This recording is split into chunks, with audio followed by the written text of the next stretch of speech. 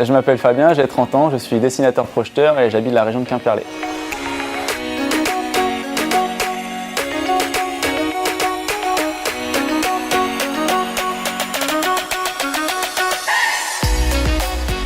Ça fait maintenant 7 ans que je suis dessinateur-projeteur. Je suis arrivé chez Gelt il y a 2 ans et plus particulièrement à l'industrialisation de nos machines standards. On réalise des machines pour l'emballage alimentaire. On les retrouve dans les grandes et moyennes surfaces, mais aussi dans les grosses industries. Et on se trouve à côté de la THR 3000.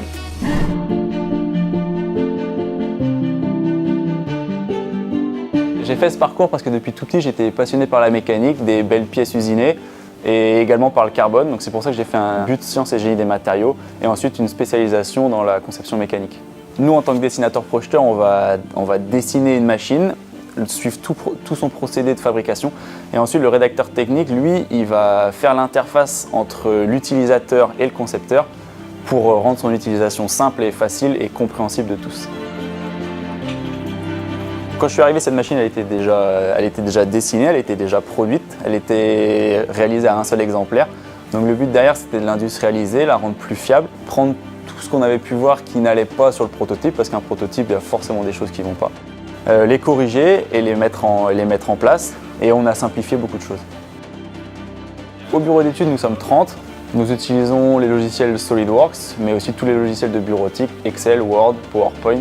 SolidWorks est un logiciel de conception 3 dimensions. Donc on conçoit en 3D, on réalise les plans et on lance en production. Le BE occupe une place centrale dans la société. On est donc en contact avec tous les autres services, que ce soit l'avant-projet, les usineurs, les chaudronniers, les monteurs, les metteurs au point, le commerce. Les idées, elles viennent en discutant avec tout le monde en fait. C'est ah tiens, il faudrait faire ça, ouais, mais on pourrait le faire différemment comme ça. Et en fait, les idées, elles germent. Nous, on peut donner une idée, mais notre idée, en fait, elle va servir à donner une autre idée et puis ça va avancer comme ça, quoi.